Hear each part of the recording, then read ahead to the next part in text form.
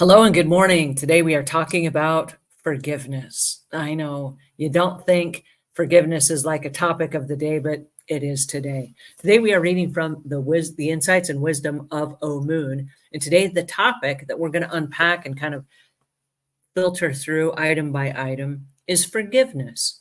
And the reason this is really important is because many of us think that we need to be forgiven. But lo and behold, many of us actually need to do the forgiving. And so today we're going to talk about both sides of that forgiveness coin. And with me, I have Omuugn. So please help me welcome Omuugn as we discover how to forgive. How are you today? I'm actually wonderful. Beautiful, crisp spring day in Eastern Oregon. It's getting down into the 30s at night still, and our highs are in the high 60s and low 70s. So it's just a really beautiful springtime of the year. That sounds like the funnest time to sit here with a book and to learn some self-help things that will make us better people. So forgiveness, this is a really heavy-duty topic. And I'm curious why you added forgiveness to the book. Well, I was doing some research on all of the different traits and characteristics that make us who we are. And forgiveness is one of those characteristics. So it's an element in our genetics that make us as individuals who we are, how we respond to life and the situations that develop. So it's just part of our nature that needs to be explored a little bit. As Christians, and it goes beyond Christianity, in the Islamic world, in the world of India and the different religious persuasions, forgiveness is really a part of all of those traditions. In Christianity, we're familiar with some of the biblical things like forgive us our debts as we forgive our debtors, or you should forgive people 70 times 7, or Father, forgive them for they know not what they do. And that's basically the foundation of forgiveness and why we relate to it, I guess. There are so many people who do things that don't know what they do. Well, I'm one of those people. I went to church every Sunday and I kept hearing the words repent. So I think part of repentance is you ask for forgiveness, but I didn't know what to ask for forgiveness for. Like I wasn't consciously doing anything that I felt I needed to be forgiven of. So how does one know that they actually need to be forgiven? Well, there are two aspects to forgiveness, at least two aspects. One is when we damage someone else emotionally, intellectually, spiritually, physically, whatever that might be, and they become offended because of what we have done. And then there are people who do those things to us.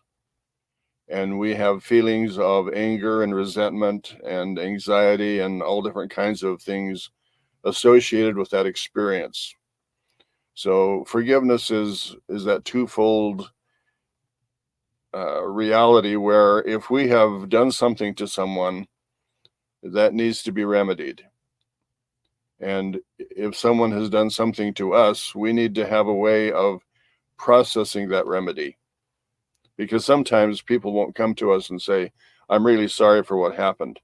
They will offend us and just go on their way. And it leaves us with an unforgiveness in our spirit.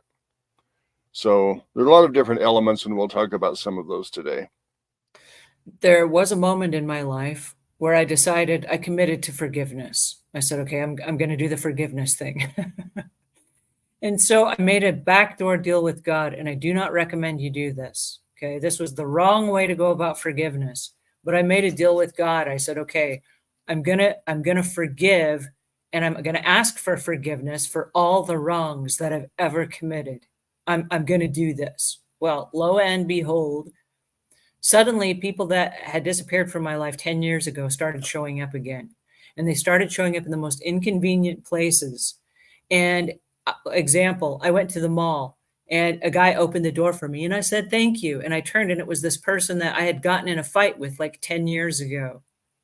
And I was like, oh no, I made a commitment that I was going to forgive and be forgiven. And here's my opportunity. And I was going to hurry through the door and pretend like I didn't recognize him. And then I stopped and I was like, if I'm really growing up, then I have to do this. So it was so uncomfortable. I'm standing there in the door of the mall like, hey, I recognize you. And last time we talked, we got in a big fight and we left things in an awkward situation. And now you're opening the door for me 10 years later, and I think I should apologize. And everybody that I had forgotten about, like I forgot about fights that I got in. And then lo and behold, these people just start popping up like woodwork, waiting to be forgiven. And I'm like, this is so awkward. So I don't recommend doing it that way because it was like a whole summer of awkward moments. Well, what you bring up is a good point, and that is that unforgiveness is baggage. Mm. And either the other person carries the baggage, or you carry the baggage, or both of you carry the baggage. Sometimes, if we have offended someone, we're not aware of their processing, whether they have forgiven us or whether they haven't, unless they've communicated with us. But if we're aware that we have wronged someone, it's baggage that we carry. Mm. And sometimes we have a tendency to push that baggage to the back of the baggage carrier, but we're still carrying that baggage around. And in fact, I heard an older gentleman one time, he was in a situation and he said, I will never forgive that person. Mm. I mean, that's the attitude. And if you don't do that, then you carry that baggage forever. And after a while, if you keep accumulating baggage, it's heavier and heavier to carry. Pretty soon, your thoughts, your feelings, your emotions are always in a turmoil because you really can't find peace and tranquility because of all of the baggage that you're carrying. So it's important to, first of all, identify if we have wronged someone and we're aware of it. We should go to that person and say, I did this, or I said this, or whatever, and I didn't mean it. I was out of sorts. Would you forgive me? And I feel really badly about it, and I will do whatever I can to rectify the situation. If you've stolen something, it needs to be returned, maybe with a little bit of interest or something better. We need to do something that really, forgiveness is associated with that repentance. And repentance is identifying, restoring, bringing everything into balance and communication, and where there's free energy flowing between people instead of blockages, because there's so many situations that stop energy from flowing. And in its ultimate sense, forgiveness is not the words that we say, but it's a resonant frequency that comes out of us. And the resonant frequency is harmonious and it blends with things according to law. For example, there's a law that states that for every action, there's an opposite and equal reaction. There's a law of attraction. So if you do something nice, if you forgive someone, there's more of a tendency for people to forgive you. And energy flows in those situations according to universal law. So we don't want to block the flow of that energy. And repentance is a resonant frequency. And we have to be in tune to what we're resonating. We have to feel the peace. We have to feel the release of that baggage. And how do you do that? Well, there are a lot of different ways to do that. I'm But sure if we're not using words and we're going to switch to a resonant frequency, let's say that this is my first day of forgiveness and I am amateurish at it. And so I would like to switch the resonant frequency. How do I do that? Well, like I say, it depends on whether you have offended someone else or whether you're offended. Either way, in the final result, you have to learn to forgive yourself. You're the one who's responsible for the baggage that you carry. And there are techniques to do that, actually. One of them is simply to sit down and kind of go through your life processes, how you interact with people, how honest you are, how you have disciplined someone. Say you discipline a child and your discipline was too harsh, and your child is going to be traumatized by that discipline.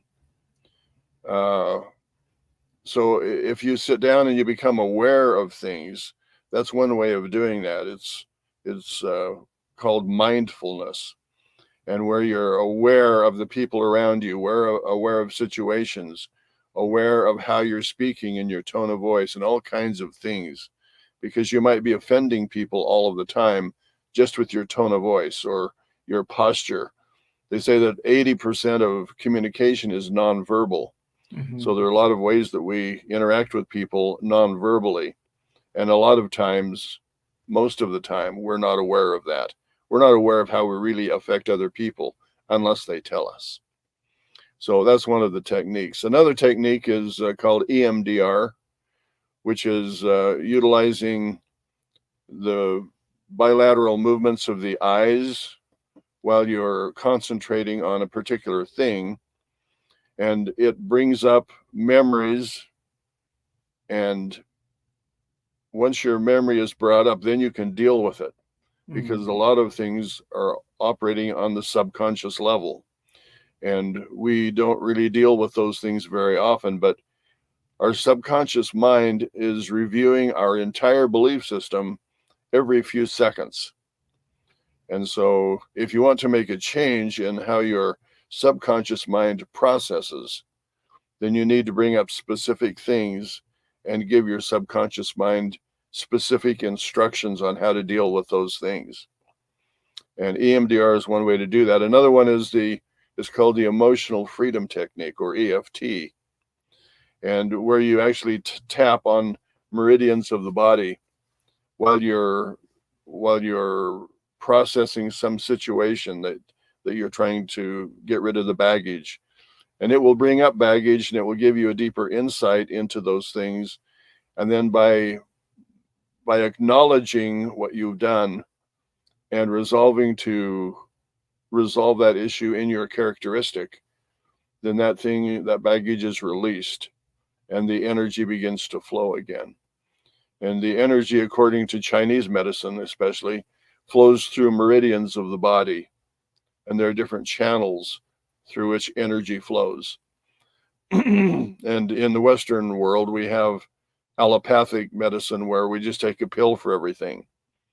And that does not allow the energy to flow. And if we have a blockage, that blockage is baggage that we're carrying. And what we want to do is to release that. We want the energy just to flow freely.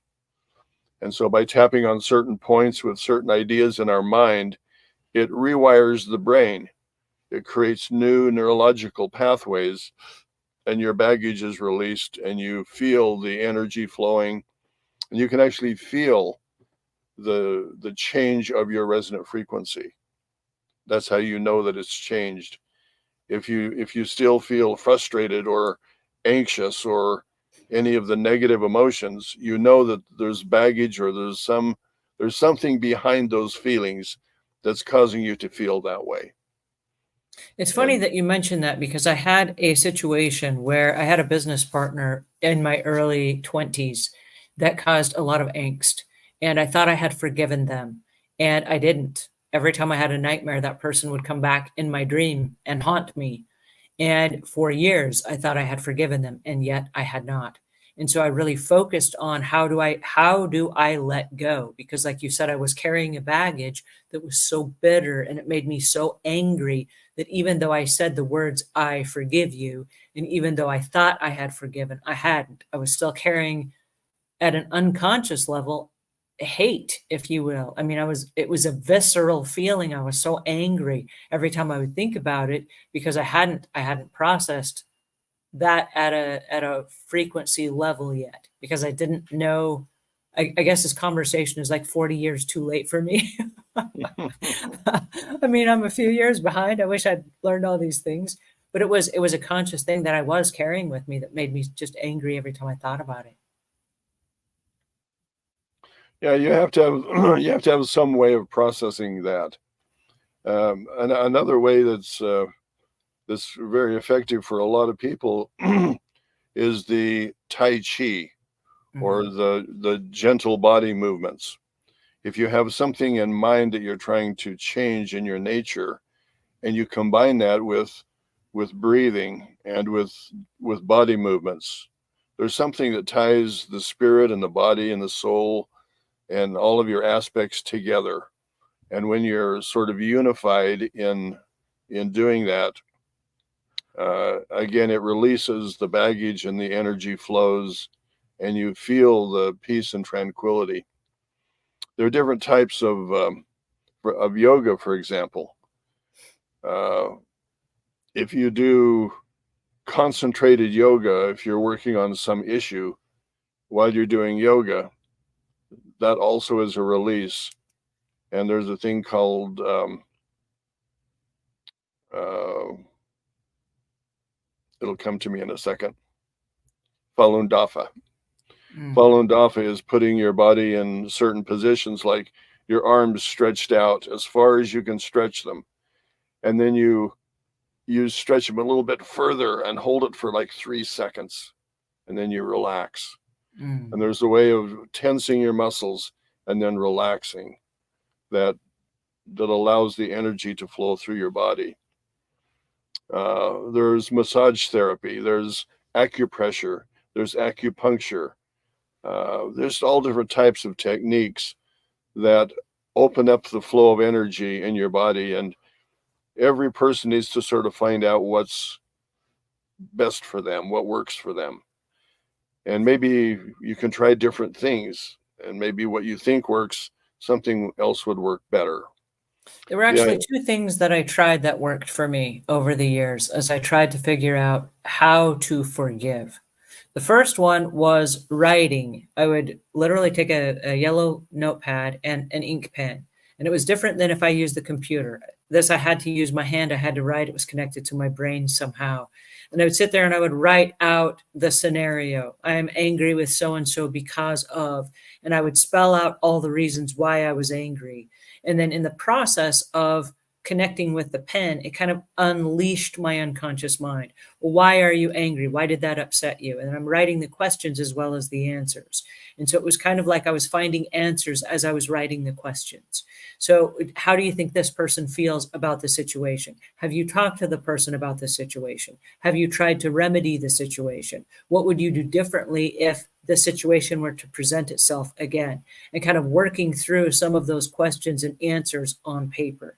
And I found that to be very helpful because instead of just spitting out complaints, my mind then connected to questions and answers. And I started to be able to recognize some answers in my own thought process. The second one was I would sit down because I don't sit very still very long. It's not my nature. But I would sit there and I would try to imagine that person walking through a door. And what is my energy towards this person when they walk through a door? And so let's say that you were the person that upset me. You're not, but let's, in this example, say you were.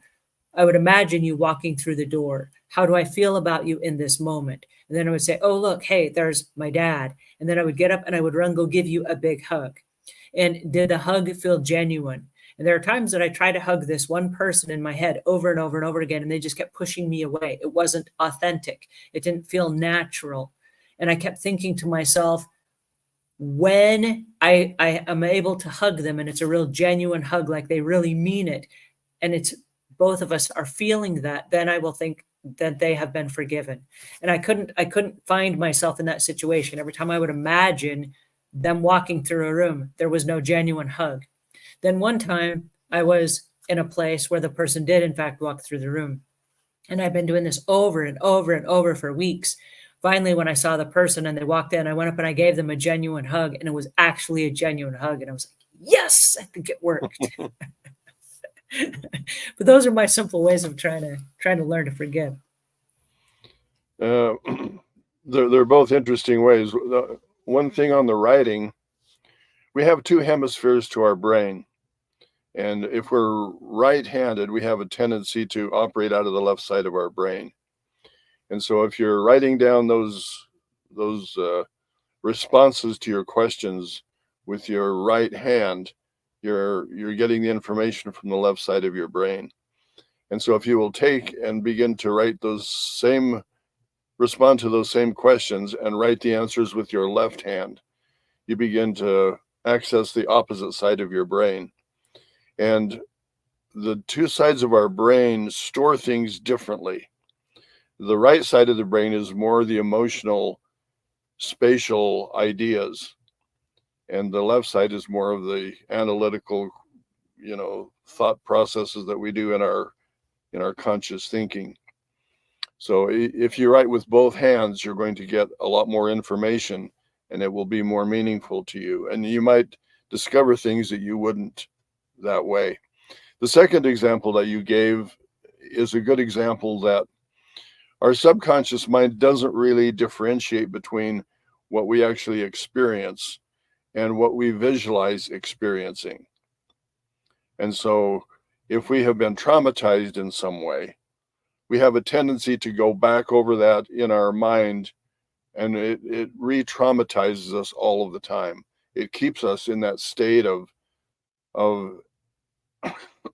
anxiousness and maybe anger, maybe unforgiveness, whatever that might be. And like you say, if you create a different scenario, visualize that person in a different way, visualize the experiencing turning out like you would have preferred it to turn out, putting a positive aspect to that experience, then that's the way your subconscious mind will begin to process it. And after a while, see, whatever you energize is going to be your reality. And if you keep re-energizing a negative thing, you're bringing that negative thing into your reality. Whereas if it's sort of like, are you concentrating on the problem or the solution to the problem? Mm-hmm. If you're always concentrating on solutions, you're always in a different aspect of how to deal with that problem.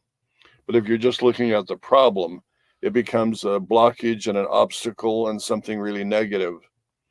So instead of problems, we have opportunities to think differently and to explore creative ways of looking at things, developing different perspectives. How does someone else look at this? Or what would be the ideal way to look at this? That's what I tried to do in the book when I pulled up something like forgiveness, utilizing scripture and wisdom literature through the ages. What would be the ideal thing in forgiveness? What would be the ideal thing in every characteristic and every trait? And what we want to sort of move toward is creating ourselves in all of our traits. That's the science of epigenetics, turning genetic switches on and off, because our individuality is expressed by which genes are active in our bodies. And so by visualizing something positive and something creative, you create new neural programming in your brain and new ways of your subconscious mind to process that information. And you create for yourself a different reality, a reality that you would prefer to experience. So when you speak about realities that you prefer, I think in the back of all of our minds, and I say all of our minds, I think it's a human wiring that we want approval from family members. We want our family to love and accept us for who we are without us having to jump through all kinds of magical hoops. And I found myself in a situation with some family members that really brought me angst every single time I thought about it. And it was a long, ongoing, bungled relationship that was never going to correct itself. And whether they were a part of it, I may never know, but I was a part of it. And it's something that ate me alive every day. Every day I would focus on how I had failed at trying to win their approval, if you will.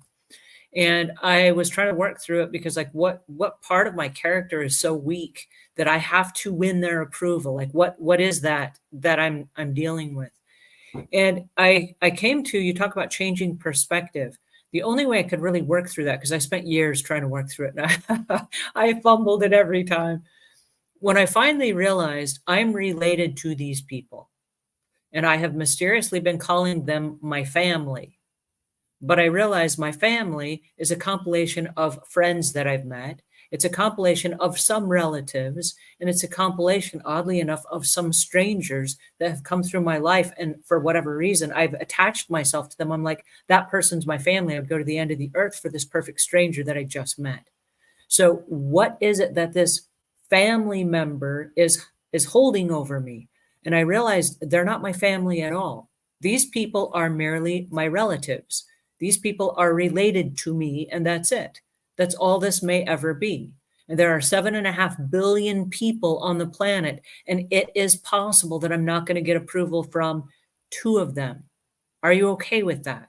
And I was like, yes, I'm okay with that. Okay, so these are your relatives. You must be nice to them. You must be polite. You must be respectful. You must send greeting cards at the holidays or whatever. If you see them, you must be civil. Beyond that, you have no obligation. These are your relatives.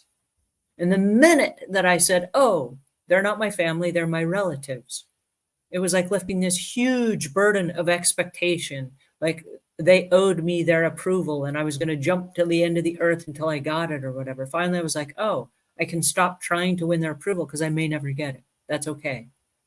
Just be polite, be respectful, the end. And after that, it was like I never looked back. It was like ripping off this huge gorilla suit that I've been wearing. Like, whew, that was hot and sweaty, and I'm done with that, you know? Well, you just opened up a whole Pandora's box of things that need to be explored.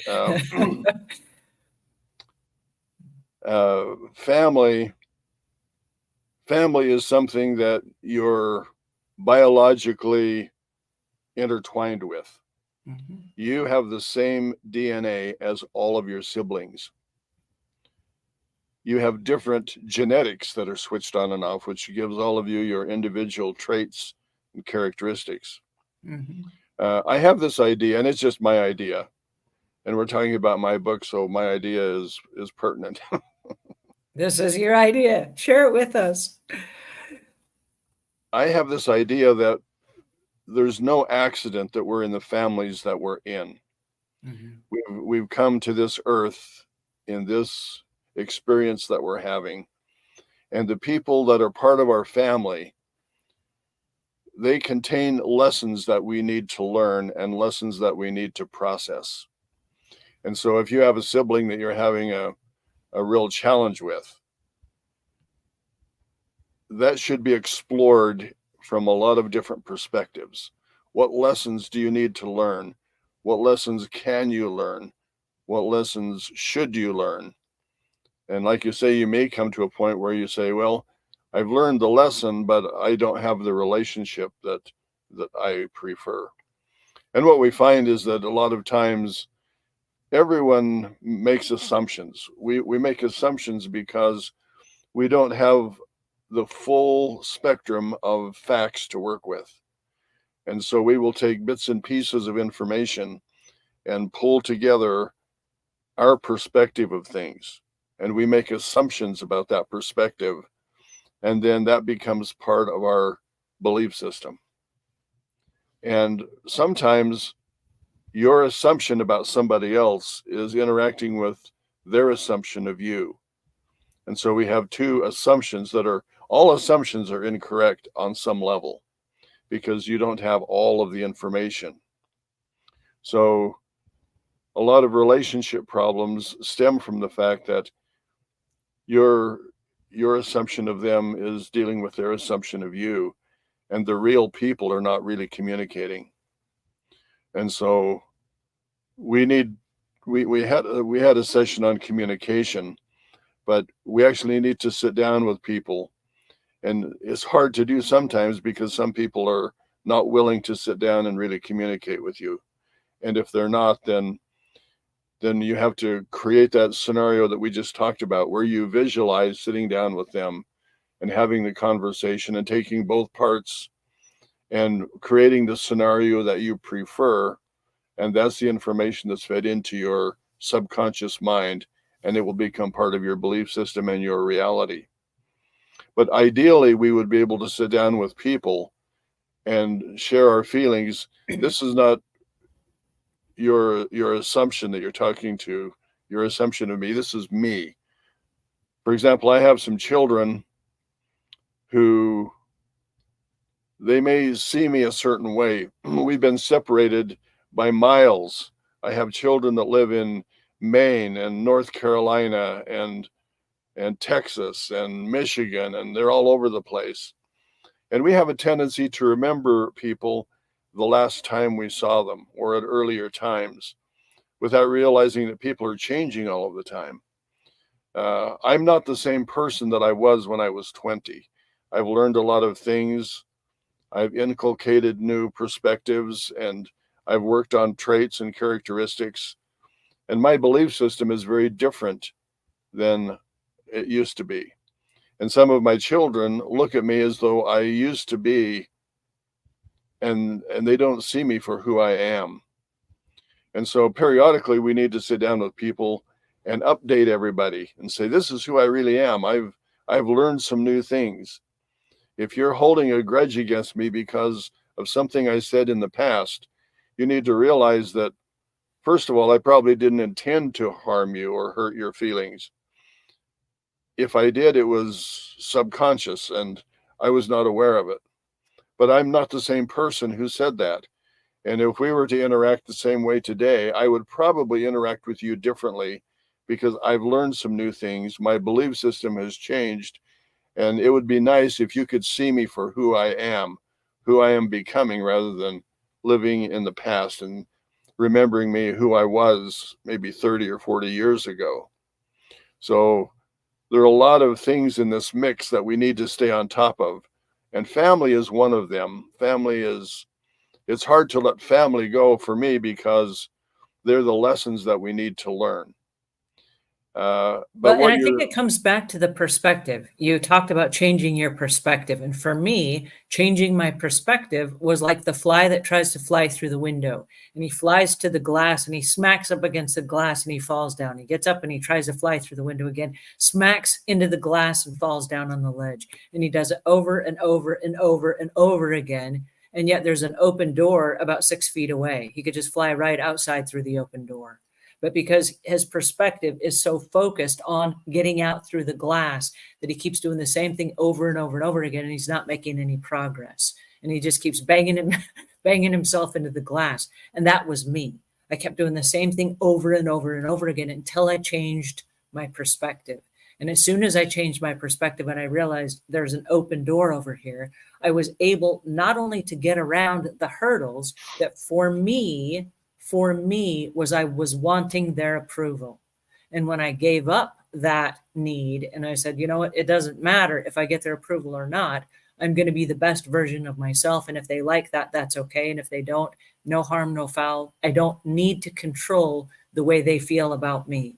And the minute I did that, the minute I ripped off that suit and I said, hey, you know what, I'm done playing this game, all of a sudden the dynamic between us changed. The perspective changed. The way that I was able to interact with them changed because I was different. They weren't different. They were the very same person. I was different. And it changed the way that I interacted with them, which has dynamically shifted our relationship over a period of time. It did not happen instantaneously, but it happened over a period of time. And as I've watched this whole 360 now, it's been a really interesting evolution that I think now I do have their approval. But it was not because I was trying to get it. It's because I let go of it. And I said, that's not my goal anymore. And when I gave up my perspective, the whole relationship shifted a little bit. And so I love the fact that you bring up changing your perspective. Sometimes it's not something that they're going to do, but it's something that we do. It's work that we do internally, and we do it for ourselves, that then shifts the dynamics of the relationship. Yeah, there are a lot of different pathways we could go down here. And you bring up a lot of really, really good points. One of them is that we should be genuine. But genuine has its limits also. Mm-hmm. In other words, it might be genuine that I feel angry, Mm-hmm. but I shouldn't feel angry. I should feel controlled, and I should manage my anger rather than letting my anger control me. And so it's good to be genuine, but we want to be genuine in the way that we should be genuine. And if we're working on those traits and those qualities, that's okay.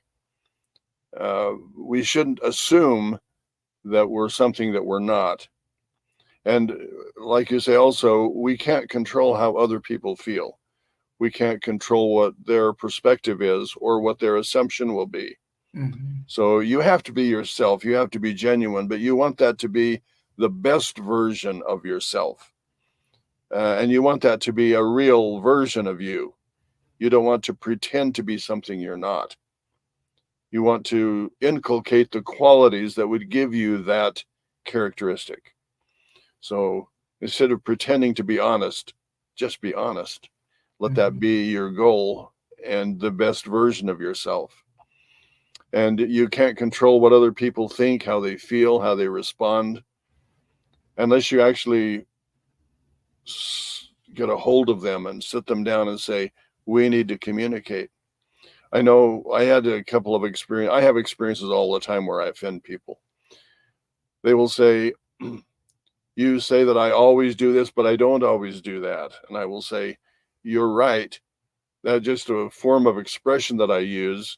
You don't always do this. And what you do normally all of the time is the right thing. But once in a while, you will do this thing that bothers me. And I will accentuate that in a way that's maybe offensive to you because you rarely do that. So we need to sit down with people and say, I'm not trying to offend you in any way. I'm trying to express how I feel about something, and I'm probably not doing a very good job at it. That's why you're feeling a negative energy. I don't mean that at all.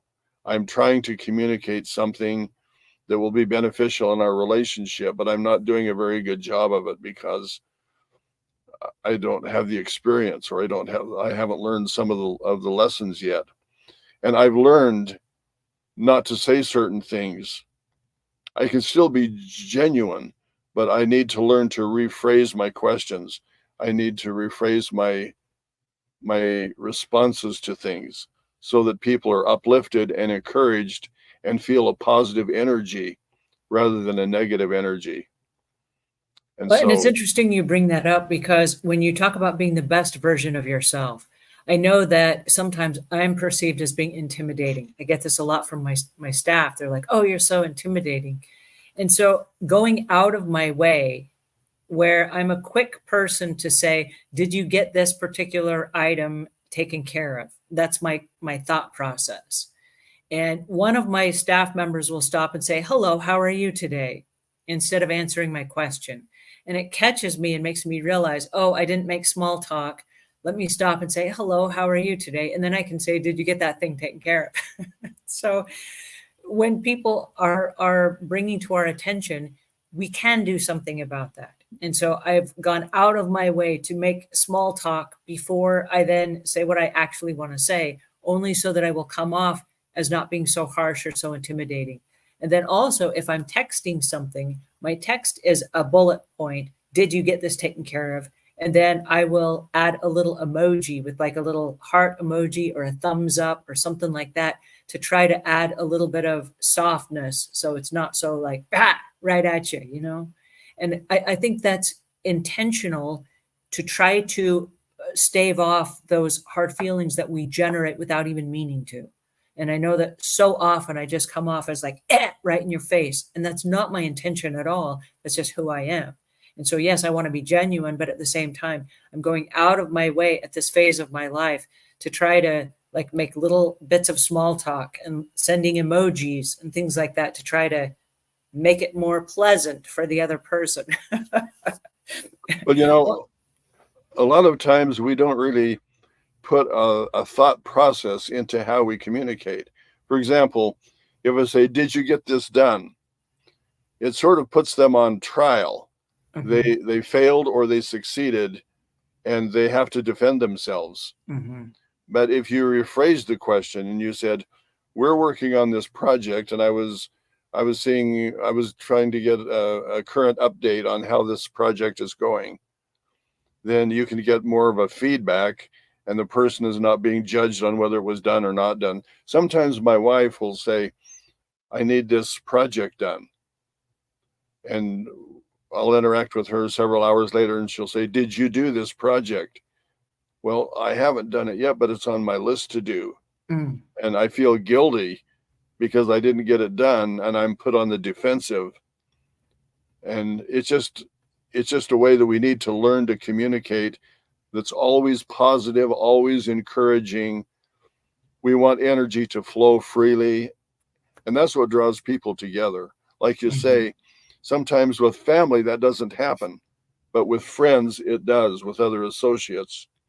And they don't really become family, but they become a close organization that you're part of.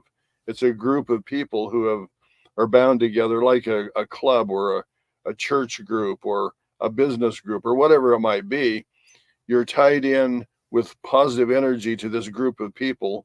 For example, I have some friends and I have some areas that I really enjoy researching. For example, multidimensional energy and over unity energy and those types of things. And there are people that I cannot talk to those about those things with, but there I have friends that I can. Mhm. So there are a lot of people that I'm closer to in certain situations, and they're closer to me than my own family, and I can share ideas and what I'm processing. My family is still my family, and I have to communicate with them in a way that I don't offend them. There's certain things that I've found that I should not talk about. I see things a certain way from my experience and what I've learned. They don't share that experience and they haven't learned the same lesson. And so if I give them this information, it's offensive to them. Mm. And so I have to be very, very careful. It's sort of I, like, I call what you're talking about big cup, little cup. And my philosophy is, and I felt this way for a very long time, when you're talking to someone, if you have a big cup of wisdom and there's a person that only has a little cup of wisdom, for example, you're a dad and you have lived for many decades. But let's say that your grandson comes up to you and he has a little cup of wisdom because he's a very small person and he hasn't advanced in years yet. He hasn't been through the same life's experiences that you have. And so if you were to pour out your great big cup of wisdom into his little cup, it would like spill over the side and it would like leak around because he doesn't have a way to hold that information. And so a big cup, little cup, you have to pay attention to the person that you're speaking to and the type of wisdom that they have. And so if they haven't had the life's experiences, there are certain things you just would not share out of common knowledge because they have no bucket to put that in or they have no way to process that information. And so just being aware that, hey, this is a big cup, little cup situation. The person that I'm speaking with, like when I speak to you, you have a much larger cup than mine. And so while I say, hey, tell me all the wisdom, sometimes I don't have the capacity to actually understand or experience at the same level you do. And one of the things that I've become really keen on is, like, for example, you are my dad, and you'll always be so many years older than me. And if I race really fast and I try to catch up with you and I catch up with you in age, by the time I'm your age, you will be that many years older. So you will still always be a generation ahead of me. And so it's kind for me when I'm talking to other people and they're not getting it. I'm like, you're not understanding what I'm saying. It'd be really easy for me to want them to understand what I understand at my level, but they're not there. They're 20, 30 years younger. And I have this all the time with employees. There's a generation gap between me and that other person. Big cup, little cup. What I'm trying to espouse on them, they're not going to get because they don't have the capacity to understand just yet because they haven't been through those lessons yet. And so I have to understand there's just a generation gap, and they may never see eye to eye with me because there will always be either an experience or an age gap that just that's just the way it is. And I have to be okay saying, wait a second, this is a big cup, little cup scenario. And so whether I'm the little cup or I'm the big cup in that scenario, I got to pay attention that it's not two cups of the same size. Does that make sense? Yeah, but we need to realize at the same time that, yeah, you'll never catch up with me chronologically. But as far as technologically and what you're doing in your business and how you're adapting to new software and new things that are coming out, you surpass me in a lot of areas. You have the big cup and I have the little cup in some areas. And we need to be aware of that. So that one thing that I have found is really helpful is that if someone asks me a question about something, I know that they're interested in that or they wouldn't have asked the question. Instead, so that opens up the communication between us, and now I have something to share with them. If I go up to somebody and I say, let me tell you about styro aircrete. It's a new building material, and I'm building my raised beds and my flower pots out of this. They probably have no interest at all in what I'm saying, and everything I'm saying is just bypassing them. So we have to be careful on the information that we share with people, because we can offend people by giving them something that either they don't want or they're not ready for or whatever that might be. We don't want to offend people. And if we're kind of aware of other people and what they're thinking, and we get that by their feedback when they ask us questions, when they talk about things, then we know about what things to talk about, and we can amplify the conversations by weaving our threads in with their threads and making this a productive thing. We don't want to beat people over the head with what we've learned or with our experiences. That offends people, and that gives us something that we need to ask forgiveness about. And we can put baggage on them, or they can put baggage on us, or we can put baggage on ourselves. We have to learn to forgive ourselves. Mm-hmm. We need to learn to be careful on how we interact with other people so that we're not offensive. And we don't want people to have to forgive us for everything that we say or do, because that's not our intent. So, And I think intent is the key. You brought up intent a couple of times, and I want to talk about that for a second so it doesn't slip by us. I think when you are around someone frequently, you understand the intent of their heart. Like, I know you, and I know you well enough to know that you would never harm me intentionally. You would never harm anyone intentionally. I know that about you. And so if you did something that was harmful, I have to stop and say, well, that's really out of character. I'm sure he didn't mean it that way because that's not his character. That's not who he is. And so understanding the intent of someone's heart, I think, goes a long way, where there are people that will literally take something that you said, and maybe you said the wrong word, or you said something in a way that maybe you were feeling stressed by something else and it came out too harsh or something. And they're like, you spouted off at me, but I understand the intent of your heart. You would never spout off at anyone on purpose. There must be something else going on. And I think understanding the intent of someone's heart is really a big key when it comes to forgiveness, because there are people that would never intentionally harm us. And yet we hold them responsible and we hold them at trial for something that they don't even remember saying, or they didn't mean it that way. And because it came off that way, we're like, I'm never going to forgive you, like the person you talked about. What is that? well, you bring up a good point, and we need to emphasize it again. And that is, we need to forgive everyone. Forgiveness needs to be one of our qualities, one of our characteristics. We don't want to carry any baggage. We don't want to carry negative emotions. We want everything just to flow freely. And there are ways to do that. We've talked about some of the techniques. We need to find a way that we can release things. We want to interact with people in a really, really positive way. For example, I have some neighbors who are of a different religious persuasion than I, and their objective is to convert me to their persuasion. And how's that going? well, I mean, I have my own belief system, and I believe in things that they don't believe in. I believe in the way the spirit works and the way the divine works. I have a relationship with deity, and I interact a certain way, and I'm comfortable with what I know and what I've experienced. And so I have to be really careful when I talk with them, because they're my neighbors, and I don't want to offend them. I don't want to be a bad neighbor or anything like that. And so I try to find things that we can talk about that are positive. And I even ask them religious questions sometimes, just to get their perspective on things and how they look at things. I don't have to look at them the same way, but it's good for me to understand how they think and how, what they're processing. So we have to find a way to live with people in a non-confrontational way, so that life is smooth and energy flows, and we encourage each other.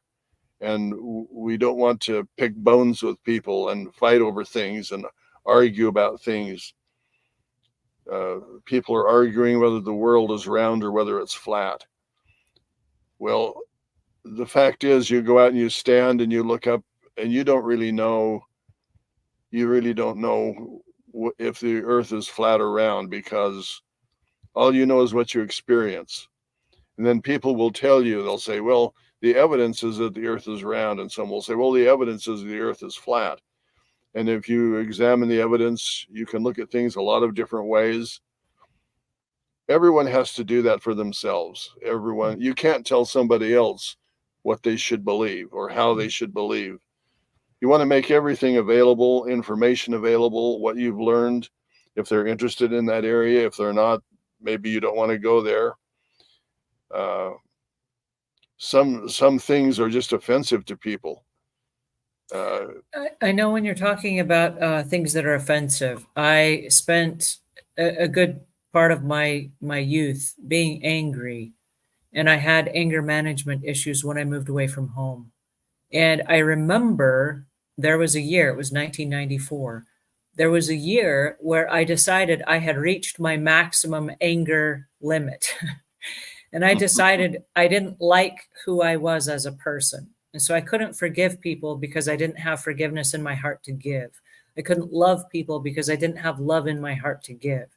And so I decided, for me, I had to give up the anger. I had to focus for 1 year. I was going to focus on not getting angry. And I didn't know what that looked like. But I realized that because of my lifestyle, it was like I was a drama addict. I needed that anger in my life in order to keep going. It was like a drug. And so I went to the movies one night, and the movie Independence Day had just come out. And I decided that I would go to the movie, and I would pay my $5. And at the time, the tickets were $5. It was a lot of money for me back then. But I was going to go watch the whole world blow up and fire and brimstone and all the things, but I wasn't going to bring it back with me. I was going to experience that fix that I needed without getting in a fight with someone. There was going to be no yelling and screaming. There's going to be nothing that I had to ask for forgiveness for. At the end of the movie, all of my relationships would still be intact. And I took myself to the movie. I sat in the movie. I watched the fire and brimstone. I watched everything blow up. They took my $5. And at the end, I was like, yes, I did it. I got my drama fix. All my relationships were still intact. I didn't fight with anybody. There was nothing to repair when I was done. And I walked out of the movie theater and no one was the wiser. But I spent an entire year focusing on what are those hot buttons and those triggers that people will say something or do something, and I get really angry and really offended. How do I let go of that? And it was a really interesting year. We won't talk about it today, but it was a really interesting year because it put me face to face with my biggest fears, my biggest flaws, and the things that triggered the biggest anxieties in my life. And it was in that moment that I realized I do have a problem. And it's not everyone around me, it's actually my problem. And I'm 100% responsible for how I react in these situations. And if I want to go through my life and not end up in prison for life because I did something really stupid, it's got to stop right now. And in order to kind of monitor that, I ended up getting a heart monitor and I wore it. And every time that I would get really angry or upset, it would set off the heart monitor, which was an audible cue that like beep, beep, beep, beep, beep, like your heart is racing and you're upset now. And then I would put on a pair of running shoes and I would go outside and I would like pound it out on the pavement as hard as I could because me running and letting that steam off, if you will, prevented me from like punching somebody's lights out. So I learned to rechannel that energy while I was learning to recognize it.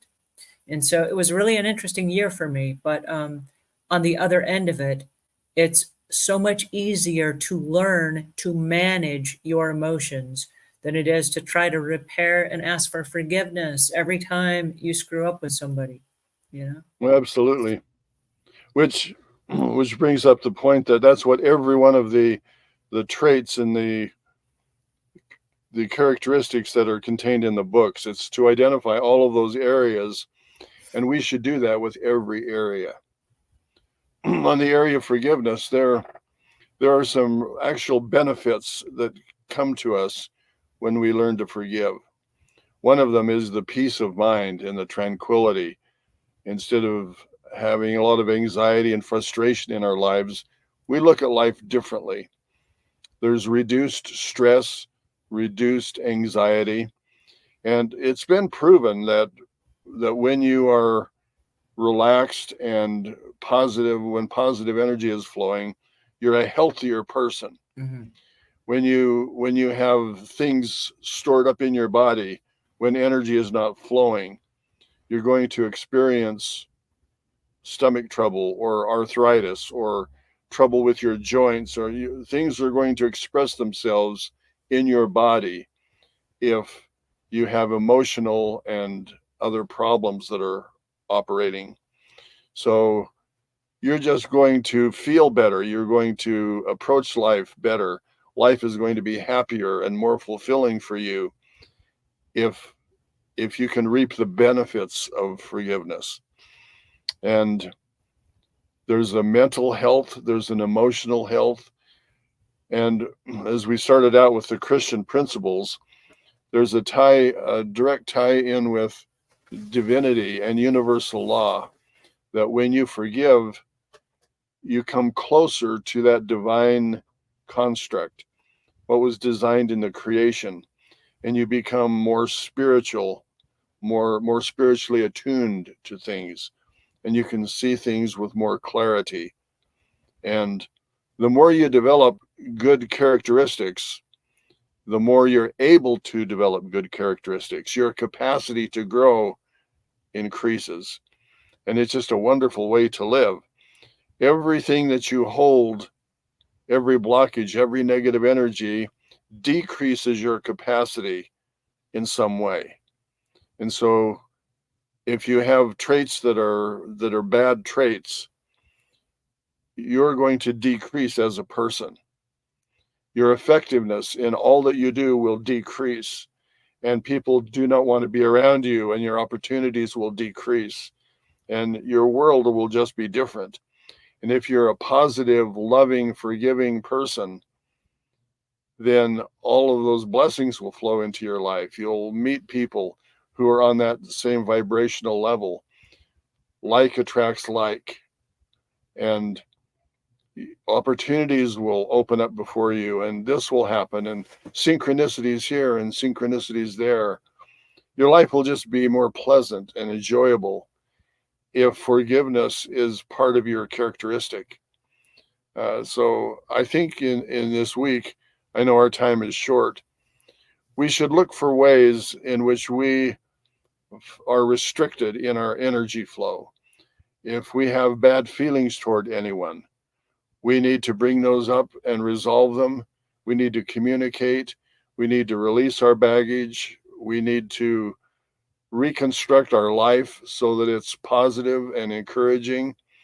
We don't want to put people on trial with our questions. We want to phrase our things in such a way that they can respond and not feel threatened. And life just flows smoothly as the energy flows. And it's just a different world if we don't carry around all of this baggage and animosity toward people. Just forgive them and love them. So as we leave today, because our time is up, excuse me, and I want to thank you guys for joining us. We are reading from the Insights and Wisdom of Omuugn. If you didn't get your copy, get it already. But our assignment for this week then, if we are listening to Omuugn, is to do an energy check. When you come in contact with anyone, stop and do a quick energy check. Excuse me. How do I feel about this person? And are we good? And then be the first to apologize if something is not quite right, so that you are setting the tone for having a great relationship and then attracting more of that into your life. Did I get it right? That's good information. Yes. Awesome. Awesome. Okay, cool. All right. So until we meet again next week, let's be the best version of ourselves. Thank you so much for your time today. And thank you guys for joining us. This was awesome. And pick up your copy of the book so that you can catch up if you haven't already. Thanks again.